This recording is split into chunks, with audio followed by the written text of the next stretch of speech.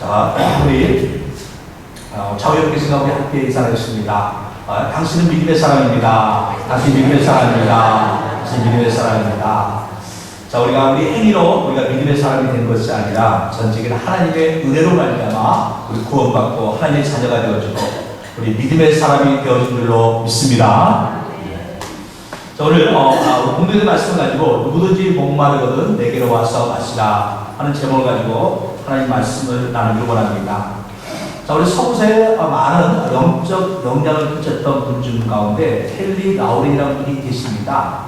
자, 이분이 노트담 대학교, 예일 대학교, 하버드 대학교, 이름만 되어도 세계 100대 대학에 들어갈 수 있는 아주 유명한 대학의 교수를 지내신 분입니다. 자, 학자로서, 교수로서 큰 명성을 가졌던 분이었는데, 자, 이분이 어느 날 하나님의 음성을 따라서 그 모든 것을 내려놓고, 그리고 캐나다 토론토 근교에 있는 데이브 레이크라는 지체 장애자들 그 공동체에 들어가서 남은 삶을 살게 되어집니다. 근데 그 헨리 라운이 이런 하나님에 대해서 설명할 때 이렇게 말을 했습니다. 자, 그가 그 책 속에서 말하기를 사람들은 자동차를 몰고 다니고 라디오를 듣고 텔레비를 보지만 그들은 자신들이 사용하는 그 도구들의 작동 원리에 대해서는 알지 못합니다. 또 알려고도 하지 않습니다. 라고 얘기했습니다. 자, 여러분들 우리가 쓰고 있는 이 문명기기들이 얼마나 많습니까? 핸드폰을 보십시오. 핸드폰을 보면 이 핸드폰에 얼마나 기능이 많습니까? 저도 컨넥이라서 그냥 뭐 몇 가지만 보고 이렇게 하긴 하는데, 근데 이 핸드폰이 어떻게 작동하는지 누가 설명하나 보면 잘 모릅니다. 여러분 텔레비도 그렇고 자동차도 그렇고 우리가 그걸 다 사용하고 누리고 있지만 그걸 누가 만들었는지, 그것이 어떤 원리로 작동이 되어지는 것인지 그걸 아는 사람은 별로 많지 않습니다. 또 우리는 그것을 알려고도 노력하지도 않습니다. 우리가 머리를 싸면 고민해서 핸드폰을 누가 만들었을까? 핸드폰을 왜 어떻게 작동될까? 거기에 고민하는 사람은 하나도 없습니다. 아마 누군가 우리 중에 그런 고민하는 사람이 있다면 우리가 그럴 거예요. 아니, 쓸데없는 왜 그런 고민을 하냐고. 아니, 그냥 우리가 그냥 돈 주고 사가지고 쓰면 되는 거지. 누가 핸드폰 만들었는지, 누가 자동차 만들었는지, 자동차가 어떤 원리로 운행이 되는지 그거 뭐하러 알려고 그래? 그거 알아서 살아가는데 무슨 도움이 되냐고. 우리 그렇게 얘기할 겁니다. 사실 그런 거는 몰라도 됩니다. 그런데 헨리 라우렌 이 교수님이 하고자 하는 얘기는 자, 사람들은 많은 것을 우리가 이따가 살지만 거기에 대해서 우리가 그것이 어떤 원리로 작동되는지 모르고 또 알려고도 하지 않는 것입니다.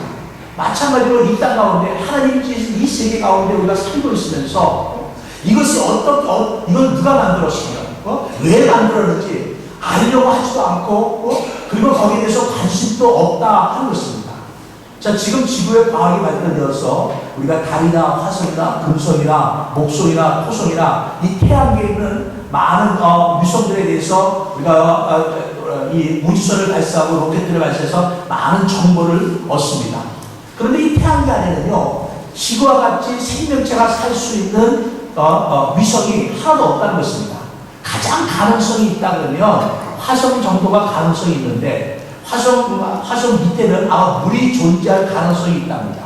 땅 속에. 그래서 물이 있어야지만 생물이 살 수 있기 때문에 아마 어쩌면 화성에는 생물이 아주 나약한 생물, 벌레 같은 것들이 살 수 있을지 모르겠다라고 과학자들이 얘기합니다.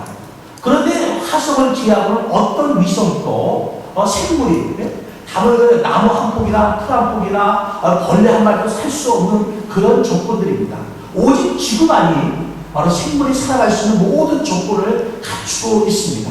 그런데도 불구하고 우리는요, 이 지구를 누가 만들었는지, 왜 만들었는지, 우리가 숨을 쉬면서 공기를 마시면서 살아가지만 왜 이 지구만이 특별하게 생물이 살 수 있는 모든 조건을 갖추었는지 거기에 고민하는 사람은 없다 하는 것입니다. 자, 헨리 라우렌 그 교수님은 그 같은 걸 통해서 바로 많은 사람들이 있다고 하지만 하나님에 대해서 알려고 하지 않고 하나님에 대해서 너무나 무지하다라고 얘기하고 있습니다. 자, 오늘 37절을 봅니다. 명절 끝날 큰 날에 예수께서 손을 외쳐가라사대 때 누구든지 목마르거든 내게로 와서 마시라 이렇게 얘기합니다. 자, 우리 본문만 보면 갑자기 뜬금없는 무슨 소린가라고 얘기할지 모릅니다. 근데 여기서 말하는 명절 끝날이라는 것은 초막절을 얘기합니다. 자, 초막절은 이스라엘 백성들이 애굽에서 나와 40년 동안 광야에서 살았던 것을 기념하기 위해서 8일 동안 그 초막절 잔치를 벌입니다. 자, 잔치를 벌이는데 그들이 이제 자기가 이런 마당이나 이런 데다가 나뭇가지로 초막을 대충 만들었고 거기서 잠을 자면서 바로 우리 조상들이 광야에서 이렇게 지냈는데 하나님 우리를 지켜주셨다 하는 것을 기억합니다. 근데 그 초막절 의식 중에 하나가 헌수 의식이라는 것이 있습니다. 신령 못 가서 제사장들이 신령 못 가서 경건한 마음으로 물을 떠다가 제단에 갔다가 붓는 것입니다. 자, 광야에서 물이 없는 그곳에서 하나님이 물을 주어서 40년 동안 우리가 목마르지 않고 살아갈 수 있었다 하는 것입니다. 그런데 초막절은 8일 동안 지키는데 이 헌수 의식은 7일만 합니다. 그리고 마지막 날은 헌수 의식을 안 합니다. 헌수를 안고 마지막 날은 끝나는 날이기 때문에 잔치를 열어서 다 같이 먹고 마시고 그리고 끝나는 겁니다. 근데 명절 끝날 바로 예수님께서 말씀합니다. 누구든지 목마르거든 내게로 와서 마시라 이겁니다. 자, 그들이 1일부터 7일 동안 헌수의식을 통해서 그들이 제사장들이 실로 먹어서 물을 떠다가 제단에 부으면서 우리가 광야에서 40년 동안 살 동안 하나님 우리 목마르지 않도록 우리에게 마실 물을 주었습니다. 앞으로도 우리가 살아가는 날 동안 우리에게도 목마르지 않도록 우리 필요한 식수를 제공하여 주옵소서. 자, 우리는 지금 살아가면 수도꼭지만 풀면은 물이 콜콜콜 나오니까 아무 부족함이 없지만 중국지방은 물이 굉장히 귀합니다. 그러니까 그들은 그 헌수의식을 통해서 우리가 평생 살아가면서 물로 고통당하지 않도록 우리에게 생수를 주시옵소서 합니다. 그리고 마지막 날은 그걸 하지 않는데 예수께서 마지막 끝날에 누구든지 목마르거든 내게로 와서 마시라 얘기하고 있는 것입니다. 자, 그래서 이 말씀은 지금 우리가 보면 무슨 말인가 했지만 그 당시 사람들에게 그 명절에 바로 예루살렘 성전에 모인 사람들에게는 바로 의미가 있는 바로 이해가 되어지는 말씀인 겁니다. 그래서 목마르거든 내게로 와서 마시라 얘기합니다. 자, 38절에 말합니다. 나를 믿는 자는 성에 있는 같이 그에서 생수의 강이 흘러나오리라. 자, 누가 목마른 자입니까? 예수께서 목마른 자는 내게로 와서 마시라 그러는데, 자, 누가 목마른 자입니까? 자, 오늘날 누가 목마른 자입니까? 예수님께서 말씀하신 목마른 자는 내게로 와서 마시라. 자, 여기서 이 목마른 자는 육신적으로 우리가 갈증을 느끼는 그런 육신의 갈증을 얘기하는 것은 아닙니다. 영적인 갈증을 얘기하는 것인데, 목마른 자들은 어떤 사람들이냐? 첫 번째, 영혼의 기간을 당하고 있는 자들을 가리키고 있는 것입니다. 자, 영혼에 채워지지 않는, 내가 육신적으로 부족함이 없지만 영혼 속에 무엇인가 부족함을 느끼는 사람이다 하는 것입니다. 그래서 성경에 보면 삭개오가 나옵니다. 자, 예수님께서 여러 성경할 때 삭개오가 예수를 보려고 갑니다. 그런데 키가 작은 삭개오가 군중들이 둘러서 예수님을 볼 수가 없습니다. 그래서 예수님이 지나가는 길목에 있는 뽕나무에 올라가서 예수님을 보고자 합니다. 자, 뽕나무에 올라가면 옷이 다 이 뽕으로 인해서 이게 물감으로 이게 지저분해지게 되어집니다. 그리고 뽕나무 그 옷 위에 묻은 옷은 쉽게 그 장비에 얼룩이 지워지지도 않습니다. 그럼에도 불구하고 삭개오가 예수님을 보고 싶은 마음에 예수님을 통해서 무엇인가 영혼의 갈증을 느끼고 싶어서 갈증을 해소하고 싶어서 그가 뽕나무에 올라갑니다. 자, 예수님께서 뽕나무를 지나가다 삭개오를 보시고 합니다. 삭개오야 내려오라. 오늘 내가 내 집에 유하겠노라 하면서 삭개오의 영혼의 갈증을 풀어주게 되어집니다. 그런가 하면 한 돈이 많은 부자 청년이 예수 앞에 나와서 얘기합니다. 선한 선생님이여 내가 어찌하여 영생을 얻으리까 라고 얘기합니다. 네가 율법을 지켜라. 제가 어릴 때부터 율법을 다 잘 지켰나이다 라고 얘기합니다. 그는 어려서부터 율법을 잘 지키는 아주 착실한 청년이었습니다. 아주 착실한 청년이었는데 이 청년이 예수님께 와서 고백하기를 내가 무엇을 하여 영생을 얻으리까. 나는 어릴 때부터 하나님 말씀을 잘 지키며 살았는데 그게 무엇인가 아쉽다는 겁니다. 무엇인가 부족하다는 것입니다. 그게 무엇인지 잘 모르겠지만 본인에게는 무엇인가 부족함을 느끼고 있는 것입니다.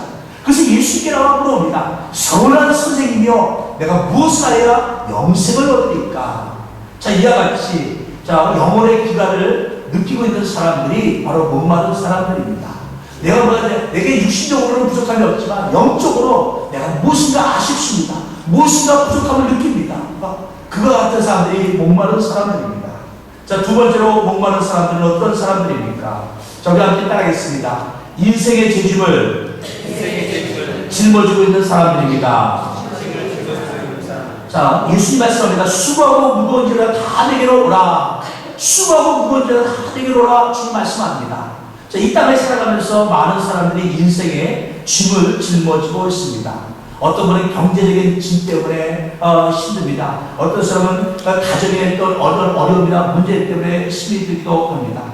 제가 며칠 전에 영화를 하나 봤는데 거기 영화에서 한 청년이 열심히 노력하고 수고해서 인생의 성공에 담겨 올라갔습니다.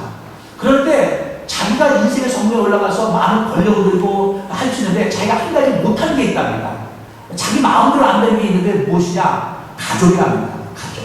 아버지가 살리는 건달입니다. 사기꾼입니다. 여동생과 매제가 사기꾼입니다. 그러니까 이 본인은 성공을 했는데 이 가족이니까 어떻게 인생을 끊을 수도 없고 그냥 이 아버지가 사고 치면 가서 사고 그거 해결해야 되잖아요. 그래서 자기는 부족함이 없고 자기는 괜찮은데 이 가족 때문에 힘듭니다. 어떤 인생의 죄짐을 짊어 있는 사람들, 그것이 경제적인 문제든 지능적인 문제든 가정의 문제든 간에 어떤 인생의 죄짐을 짊어지고 있는 사람들이 있습니다. 자, 이와 같은 사람들 예수께서 말씀합니다. 수고하고 무거운 짐들아 다 내게로 오라 말씀하고 있는 것입니다. 자, 노무현 대통령이 우리가 대통령 짓을 그만두는 후에 물러나는 후에 어떤 정치적인 그런 공세 속에서 그분이 제 고향에 내려가서 산에 올라갔다가 거기서 떨어져 죽었지 않았습니까? 그분이 떨어져 자살하고 나서 그분 컴퓨터에서 유서가 발견이 되었습니다. 유서가 그분이 썼다 안 썼다 말이 많은데 제가 돌아가시는 그 고인의 명예를 해치는 것이 아니라 그 유서에 보면 이런 내용이 있습니다. 사는 것이 너무 힘들다 하고 있습니다. 아니 우리가 볼 때 대통령까지 지낸 분인데 자기를 지지하는 사람이 얼마나 많습니까? 그리고 자기를 경호하는 경호원들, 비서관들 월급 평생 돌아가 나라에서 주지 않습니까? 전직 대통령이고 나라에서 돈을 줘서 사람이 아무 부족함이 없지 않습니까? 그런데 그분이 만약에 사는 게 너무 힘들다라고 이야기합니다. 사는 게 너무 힘들다. 건강도 예전 같지 않고 나 때문에 주변 사람들이 고통받는 것이 너무 힘들다라고 얘기했습니다. 그래서 대통령까지 지내신 분인데 사는 게 너무 힘들어서 이 인생에 자기가 짊어지고 있는 짐이 너무 무거워서 견딜 수 없어서 떨어져 죽었다 하는 것입니다. 저 그 유서를 보고 나서 참 이런 생각이 왔습니다. 야, 사는 게 그렇게 힘든가? 해봤습니다. 사는 게 그렇게 힘든가? 그분이 먹을 게 없어서 힘들다고 얘기했겠습니까? 돈이 없어서 힘들다고 했겠습니까? 주변에 자기를 따르는 사람들이 없어서 외로워서 힘들다고 했겠습니까? 그게 아니에요. 자기를 따르는 수많은 사람들이 있습니다. 물질적으로 부족함이 없습니다. 그런 명예도 얻었습니다. 한때 권력을 가졌던 사람이었습니다. 그런데 이런 어떤 정치인 분들의 마음의 고통, 그 고통을 이기지 못합니다. 그래서 사는 것이 너무 힘들다. 그래서 그냥 절벽에서 뛰어내려가지고 그냥 돌아가시지 않았습니다. 자, 한 나라 대통령이랄지라도 많은 것을 누린 사람이랄지라도 인생의 책임을 짊어지고 가는 사람들이 있습니다. 이런 사람들에 대해서 예수님이 말씀합니다. 수고하고 무거운 자는 다 내게 오라. 내가 너를 쉬게 하리라. 이 노무현 대통령이 진짜 예수님 만났더라면 아마 그걸 자살하지 않았을 겁니다. 예수한테 아마 자기의 그 무거운 짐들을 정말 사는 것이 너무 힘든 그 짐들을 다 내려놓았더라면 아마 그는 편안한 삶을 살았을 것입니다. 그런데 그 짐을 혼자 짊어지고 가려고 하니까 너무 무겁습니다. 너무 힘듭니다. 그래서 견딜 수 없어 뛰어내리지 않았습니까? 자, 예수님께서는 이와 같이 바로 인생의 짐을 짊어진 사람들 다 초대하고 있는 것입니다. 자, 이와 같은 사람들이 목마른 사람들입니다. 자, 세 번째로 누가 목마른 사람들입니까? 우리 함께 따라하겠습니다. 마음에 참평함이 없는 사람들입니다. 마음에 참평함이 없는 사람들. 자, 그럼 2번하고 3번하고 조금 내용이 겹치긴 하는데요. 인생의 죄짐을 짊어지고 있는 사람들. 저는 성격이 조금 낙천적입니다. 낙천적이 돼가지고 큰 일을 앞두고도 어떻게 되겠지 하면서 그렇게 막 고민하고 막 이런 게 없습니다. 근데 이게 좋은 건지 나쁜 건지 모르겠어요. 고민할 때도 고민을 해야 되는데 고민이 잘 안 되는 사람이라. 근데 마음에 편안이 없는 사람들, 조그만 거에도 아주 그냥 민감한 분들, 아주 작은 일에도 아주 민감한 분들이 있습니다. 돌아가신 저희 어머니가 그래요. 저희 어머니가 굉장히 성격이 민감합니다. 그래서 별것도 아니고 고민을 아무리 고민해도 해결되지 못할 걸 고민하고 있습니다. 어머니도 뭐하러 고민해요? 어머니 고민한다고 해결될 것도 아닌데. 그래도 그게 안 되는 거예요. 타고난 성격이 그냥 고민을 하셔야 됩니다. 해결을 못해도 고민을 하셔야 돼요. 혹시 여러분 가운데 그런 분이 계시지 않습니까? 마음의 평안을 누리지 못하는 사람. 아주 작은 일, 내가 고민한다고 해서 해결이 될 것도 아닌데도 그 고민하는 사람들. 자, 이런 분들은요, 마음의 평안을 가지고 있기가 쉽지 않습니다. 그래서 항상 얼굴에 웃음이 적습니다. 고민이 있는데 뭐 얼굴에 웃음이 나오겠어요? 걱정거리가 있는데, 근심거리가 있는데, 뭘 얼굴이 환하겠습니까? 항상 힘들고 어렵죠. 그런데 예수님께서 바로 이런 마음이 보여요. 내가 너에게 주는 것은 평안이라 하나님 말씀에 그렇게 그러지 않습니까? 자, 주님께서 우리에게 평안을 주기를 원하시는 것입니다. 자, 평화의 왕으로 이 땅에 오신 분이 우리 주 예수님 아니십니까? 자, 그래서 마음이 평안이 없는 사람들, 이와 같은 사람들이 바로 목마른 자들입니다. 자, 주님께서 이와 같은 사람들에게서 말합니다. 내게로 오라 얘기하고 있는 것입니다. 자, 영혼의 갈증을 느끼고 있는 사람이 있습니까? 인생의 그 인생 가운데 살아가면서 치고 있는 침 때문에 그 침이 너무 무거워서 허덕거리는 분들이 계십니까? 아니면 마음의 평안을 느끼지 못하는 분이 있습니까? 그것이 어떤 거리든 간에 내 마음속에 평안을 누리지 못하는 분이 있다면 우리 주 예수 그리스도 앞에 나와야 하는 것입니다. 예수님께서 지금 말씀하고 있습니다. 예수님께서 말씀하기를 누구든지 목마른 건 내게로 와라. 누구든지 목마른 건 누구든지 모든 사람들을 목마른 모든 사람들을 초대하고 있다는 것입니다. 우리 가운데 또 우리 주변 가운데 그와 같은 분이 있다면 우리 주님의 앞에 나올 수 있도록 주 앞에 이끌어 나올 수 있도록 그래서 주 앞에 나와 그 영혼의 갈증을 해소할 수 있는 그와 같은 분들이 될 수 있도록 우리 기도해 주시고 초청해 주시기를 주의 이름으로 축원합니다. 자, 계속해서 말씀을 봅니다. 자, 이제 목마른 사람들이 왔습니다.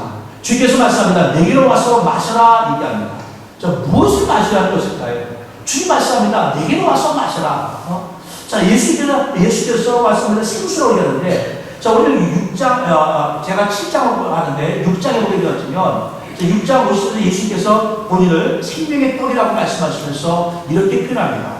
인자의 살을 먹지 아니하고 인자의 피를 마시지 아니하면 너희 속에 생명이 없느니라. 내 살을 먹고 내 피를 마시는 자는 영생을 가졌고 마지막 날에 내가 그를 다시 살리리니 내 살은 참된 양식이요 내 피는 참된 음료로다 라고 말씀하게 되었습니다. 자, 예수님이 이 말씀을 통해서 많은 제자들이 이 말씀은 어렵도다. 어찌 저가 자기의 살을 우리에게 먹이고 자신의 피를 우리에게 먹일 수 있게 되냐. 그래서 많은 제자들이 물러가게 되었습니다. 자, 예수님께서 말씀합니다. 인자의 살을 먹고 그리고 인자의 피를 마셔야지만이 영생을 얻으리라 얘기하게 되었습니다. 자, 예수님께서 말씀합니다. 누구든지 목마른 것은 내게로 와서 마시라 하는 것입니다. 여기서 예수님을 먹고 마시는 것을 얘기하고 있는 것인데 예수님 그 자신을 그분의 그 육신된 걸 먹고 마시는 게 아니라 예수님의 가르침을 먹고 마시라 하는 것입니다. 예전에 조영기 목사님이 이제 한국에서 옛날에 고등학교밖에 못 나왔는데도 불구하고 영어를 굉장히 잘했습니다. 근데 이분이 영어 공부를 할 때 이렇게 했답니다. 예전에는 다 그렇게 공부를 했나 봐요. 그렇게 이 영어 사전을 놓고 모르는 단어를 찾습니다. 그냥 첫 번째 단어 가지고 거기 나오는 10개 단어가 있다. 그 10개 단어를 다 외웁니다. 다 외워서 외운다면 그걸 찢어서 먹습니다. 그러니까 날마다 사전이 점점 줄어드는 거예요. 사전이. 우리가 볼 때 요즘 애들한테 그렇게 얘기하면 그 사전을 왜 찢어 먹는데요, 그거? 영소도 아니고. 아니, 나중에 기억이 안 나면 다시 펴봐야지. 그런데 옛날에는 그런 식으로 공부를 했습니다. 조영기 목사님도 사전을 그냥 찢어 먹었답니다. 이거 다 외웠으니까. 이제 내가 더 볼 필요 없다 이겁니다. 그럼 확실하게 내가 외웠으니까. 그래서 사전을 한번 다 찢어 먹으면 이제 영어 단어를 수천 단어를 이제 머릿속에 기억하고 있는 거예요. 그러니까 수천 단어를 기억하니까 영어를 잘할 수밖에요. 많은 단어를 아니까. 저도 요즘에 이제 아순절 와가지고는 제가 이제 현진 설교를 잘 안 합니다. 우리 집에 무슨 특별한 일이 있을 때만 초청받아 갑니다. 그러니까 한 달에 한 번, 두 번, 얻을 때는 얻고 넘어갑니다.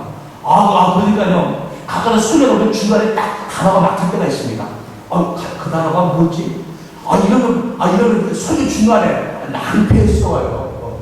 그러면 그 단어가 생각이 안 나니까 비슷한 단어를 얼른 나왔습니다. 근데 비슷한데 그 뜻은 같지는 않아요. 비슷한데 뜻은 다릅니다.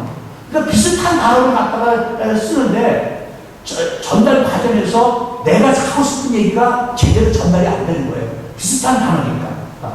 이해가 돼요. 저도 자주 안 쓰니까 자꾸 잊어버리는데, 근데 저희 교사님 그렇게 해서 사전을 가지고 사전 한 권을 다 먹었답니다. 그래서 사전 한 권을 다 먹고 나니까 영어가 술술 나오더라. 제가 그런 얘기를 들어본 적이 있습니다. 예수님께서 와서 내게로 와서 마시라. 이게 그렇습니다. 예수님의 가르침을 우리가 먹고 마시라는 것이죠. 성경을 먹고 마시라는 것입니다. 우리 하나님 말씀을 아무리 교회 나와서 10년 되고 20년 되고 신앙생활을 오래 했더라도 하나님 말씀을 모르면 우리의 믿음은 성장하는 데 한계가 있습니다. 어느 정도가 성장하지만 그 이상은 성장하지 않습니다. 왜요? 말씀을 내가 이 말씀을 먹고 마셔야지만, 말씀이 내 안에 들어와야지만이 우리 믿음이 성장하기 때문에 그렇습니다. 그래서 예수께서 말씀하시잖아요. 누구든지 목마르거든 너에게 영혼의 갈증이 있느냐? 인생에 짐을 지고 있느냐? 그 짐이 너무 무거워서 힘드냐? 마음에 평안이 없느냐? 그 내게로 와서 마시라 얘기합니다. 와서 예수님의 가르침을, 하나님의 말씀을 먹고 마시라는 것입니다. 그리하면 그 다음에 성경에 뭐라고 나와 있습니까? 나를 믿는 자는 성경에 있는 것 같이 그래서 생수의 강이 흘러나오리라. 우리가 예수께 나와서 먹고 마시게 되어지면, 하나님의 말씀을 먹고 마시게 되어지면 생수의 강이 흘러나오리라 이렇게 얘기합니다. 생수의 강, 우리 안에 생수가 이게 나온다는 것입니다. 이 생수가 나온다. 저희 기도에 우리 올라가잖아요. 기도에 올라가면 여러분 수도꼭지 틀면 쭉 물이 나오지 않습니까? 지금은 물탱크도 있고 이게 지하수를 받아가지고 물탱크에 저장했다가 수도꼭지 틀면 물이 나옵니다. 근데 이게 한 30년 전에는 그게 없었어요. 30년 전에는 제가 우리 기도에 가면 밑에 그 시냇물 있지 않습니까? 그 시냇물 옆에 그만한 바위에서 물이 조금씩 또렇게 떠옵니다. 그 생수예요. 그럼 사이즈가 갈 때 거기서 쌀을 씻고요. 물도 그 물을 마시고, 예전에 우리 기도원이 금식 기도원이니까 식당도 없고 화장실도 그냥 옛날 재래식 화장실이고, 금식이니까 먹는 게 없으니까 싸는 것도 없잖아요. 그리고 밥하는 것도 없고, 그래서 우리가 술을 때 거기 가면 밥을 하려고 그러면 거기 물 나오는데 그거 물만 마실 수가 있어요. 그 물만 먹을 수가 있습니다. 근데 그 물이 많이 막 나오는 게 아니고 조금씩 이렇게 나옵니다. 그러면 줄 서가지고 그 물을 받아가지고 그걸로 쌀 씻고 그걸로 밥하고 그걸로 마시고 주전에 담아다가 그 물 마시고 그랬습니다. 근데 우리 안에서 생수가 흘러나온다는 것입니다. 생수가 우리 안에 생수가 흘러나오는 거 얼마나 시원합니까? 예수께서 말해요. 누구든지 목마르면 내게로 와서 마시라. 성경이 같이 그래서 생수의 강이 흘러나오리라. 내 마음이 시원해진다는 것입니다. 우리 모든 고민거리가 해결되어진다는 것입니다. 마음의 평안을 누릴 수 있게 되어진다는 것입니다. 영적인 갈증을 해소할 수 있게 되어진다 하는 것입니다. 예수님의 말씀을 먹고 마시면 우리 안에 생수의 강이 흘러나오게 되는 것입니다. 이 생수를 갖다가 성경은 다른 말로 성령이라고 얘기하고 있습니다. 예수님 안에 말씀을 먹고 마시고 예수님 안에 거하게 되어지면 바로 하나님의 영, 진리의 영 성령께서 우리 가운데 임하셔서 바로 그 진리의 영께서 우리 가운데 함께 하시면 우리를 가르쳐주고 깨닫게 해주고 이해하여 우리를 인도해주고, 그래서 바로 우리가 영적인 갈증에서 벗어나게 해주고, 그리고 말미암아 우리가 마음의 평안을 누릴 수 있게 해주어준다 하는 것입니다. 우리는요 예수님 안에서 먹고 마시는 자가 되어서 이 생수가 하나님의 영, 진리의 영 성령께서 우리 가운데 차고 넘쳐나게 되어야 하는 것입니다.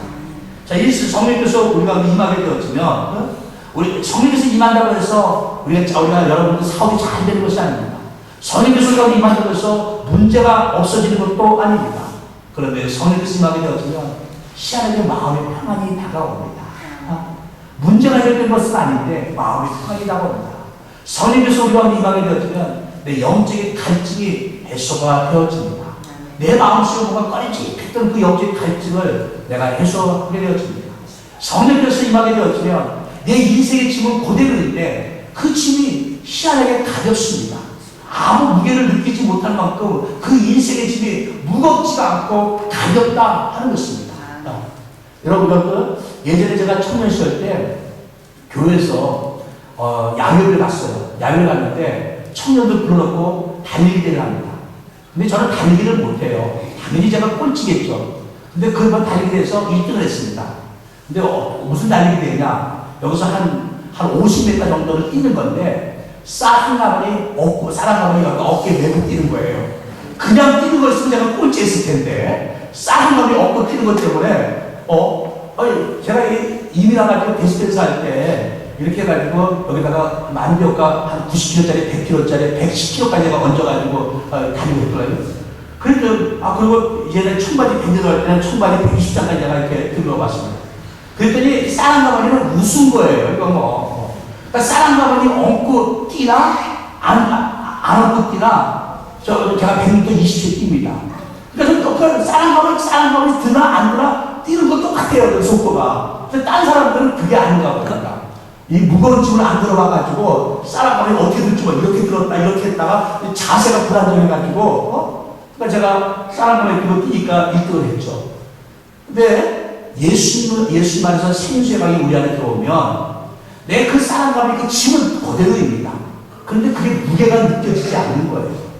무게가 느껴지지 않아서 쌀 한 가방에 있던 없던 그냥 나는 그 산 가운데 무난히 나갈 수 있게 되어진 것입니다. 예수님이 안에 예수님이 내가 믿고 내 안에 성령이 들어오신다고 해서 우리 인생의 짐이 없어지는 것이 아니라 그 짐의 무게를 느끼지 못할 만큼 바로 가벼워진다 하는 것입니다. 자, 그래서 우리는 예수님 안에 나가서 바로 주님의 말씀을 먹고 마시는 자가 되어야 합니다. 자, 이제 마지막으로 이제 말씀을 정리해 보겠습니다. 자, 마지막에 말씀 보게 되면 사람들의 반응이 나옵니다.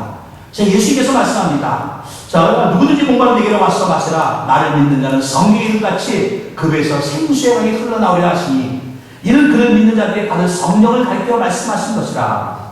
자, 40절을 보겠습니다. 이 말씀을 들은 무리 중에서 어떤 사람은 이 사람이 참으로 그 선지라며 어떤 사람은 그리스도라며 어떤 이는 그리스도가 어떻게 갈릴리에서 나오느냐 하며 사람들이 쟁론을 하게 되었더라. 성경은 얘기합니다. 자, 사람들의 반응을 봅니다. 어떤 사람이 참으로 그 선지자가 있습니다. 하나님이 보낸 선지자가 맞다라고 얘기했습니다. 어떤 사람은 성경이 약속한 그리스도가 아니냐라고 얘기했습니다. 자, 어떤 이들은 아니다라고 했습니다. 갈릴리에서 어디 선한 것이 나올 수 있게 되냐? 이건 아니다. 얘기했습니다. 자, 그리고 사람들이 그로 인해서 쟁론하게 되었다라고 성경입니다. 서로 자신의 주장이 옳다라고 주장하게 되었더라 하는 것입니다. 자, 여기서 우리 사람들의 반응을 봅니다. 이 사람들의 반응은요, 시대를 떠나서 그때나 지금이나 똑같습니다. 오늘 똑같이 하나님의 말씀을 듣지만 어떤 사람들은 이게 하나님의 말씀이구나, 이게 진리의 말씀이야 하고 받아들이고 하면 어떤 사람은 아니다라고 얘기합니다. 이건 진리의 말씀이 아니다라고 받아들입니다. 어떤 말씀은 이것은 참 좋은 말씀, 교훈적인 말씀, 도덕적인 말씀이지만 그러나 꼭 진리는 아니다라고 얘기합니다. 제가 어렸을 때 저희 아버님이 저보고 그랬습니다. 저희 형제들을 놓고 저하고 저희 작은 형님을 놓고 교회 나가라고 했어요. 누가 우리 교회 와서 우리를 전도해서 데리고 간 게 아니고 저희 아버님이 교회 나가라고 했어요. 그럼 저희 아버님 교회를 다니시는 분이냐, 예수를 믿는 분이냐? 아닙니다. 예수 안 믿으세요. 교회도 안 나가세요. 매일 아침마다 성경을 새벽에 일어나시면 꼭 성경을 읽습니다. 성경도 읽고 불교 경전도 읽습니다. 그래서 저희 아버님이 하시는 말씀이 교회에서 나쁜 것 안 가르치라는 거예요. 좋은 것 가르치니까 교회 너희들 어리니까 교회 나가서 배우라고 합니다. 그래서 저희는 누가 전도해서 교회 나갈 게 아니에요. 누가 전도해서 어렸을 때 그래요. 근데 어렸을 때 주일 학교니까 아무것도 모르고 아버님 나가니까 나갔는데 제 아버님이 성경을 읽어보니까 이거 참 도덕적으로 훌륭한 책이다. 이거 말씀이 참 좋은 말씀이 많다. 분명히 교회에서도 이 성경 갖고 가르치니까 나쁜 말씀 안 가르치거나 좋은 말씀 가르치거나 그러니까 너희들 교회 나가라 그랬습니다. 예수는 안 믿으신데 예수 안 믿고 교회도 안 다니시는데 교회는 좋은 것 같으니까 나가라 하고 있습니다. 그래서 저는 어렸을 때 이제 저희 아버지에서 어렸을 때 한국 주일학교 때 이제 주일학교 다니고 이제 그랬는데요. 아주 제가 이제 커서 목사가 되는데도 불구하고 저희 아버지는 그 생각이 변하지 않더라고요. 변하지 않고 매년 똑같이 새벽마다 되면 성경 읽으시고 불교 경전 읽으시고 또 좋은 말씀 쓰는 노트에다가 대학로도 써요. 대학로도 몇 권을 쓰셨는지 몰라요. 그것도 쓰시고 또 아침마다 보고. 그래서 어떨 때는 제가 얘기하다가 제가 말이 딸립니다. 성경을 저보다 더 많이 하셔가지고 더 많이 외우고 계셔가지고 제가 딸려요. 근데 믿음은 없어요. 예수를 믿는 건 아닙니다. 그냥 이 말씀이 좋아서, 이 말씀이 그냥 도덕적인 말씀이 훌륭한 말씀이니까 이 좋아서 그런다. 그런데 자, 많은 사람들이 그렇게 반응을 합니다. 어떤 사람들은 교회 와서 그냥 단순하게 하나님을 모르지만 그냥 교회 와서 사람들 사귀고 이민 살아서 그냥 교회 와서 속해 있는 것이 좋은 것 같아서 교회를 나오기도 합니다. 또 어떤 정말 하나님 말씀이 진리의 말씀을 믿지는 않지만 그 말씀이 다 내게 유익의 말씀이라고 믿어 받아들이지는 않지만 그래도 그 말씀이 괜찮은 말씀이니까 그냥 그 말씀을 듣고 따릅니다. 그런가 하면 어떤 이들은 이 말씀이 진리의 말씀이요, 하나님의 말씀이요, 일점이요, 변함없는 말씀이요, 우리에게 주신 하나님의 약속의 말씀을 믿고 이 말씀을 믿고 따르고자 합니다. 자, 예수님 나세고 예수님 말씀을 누구든지 목마르면 내게로 와서 마셔라. 예수 얼마나 좋은 말씀입니까? 예수께서 사람들에게 뭘 요구했습니까? 너희들이 고민 있는 자가 있느냐? 내게로 와라. 너희들이 인생에 짐을 지고 수고하고 있는 자들아 내게로 와라. 너희들이 마음이 편하게 없는 자가 있느냐? 내게로 와라.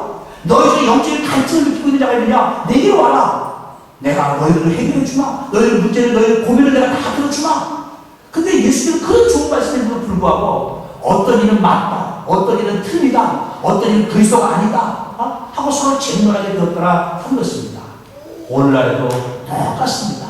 수많은 사람들이 하나님 말씀을 듣지만 그 말씀을 말씀으로 받아들이는 사람이 있는가 하면 그 말씀이 나하고는 전혀 관계없는 말씀으로, 나하고는 전혀 상관없는 말씀으로 받아들이는 사람도 있습니다. 어떤 일은 진리의 말씀으로, 어떤 일은 그냥 좋은 교훈의 말씀으로 받아들이는 사람도 있습니다. 어떻게 받아들이냐에 따라서 우리의 인생이 달라집니다. 어떻게 받아들여서 하나님 앞에 나갈 수 있는 저와 여러분의 모습이 달라지게 되어집니다.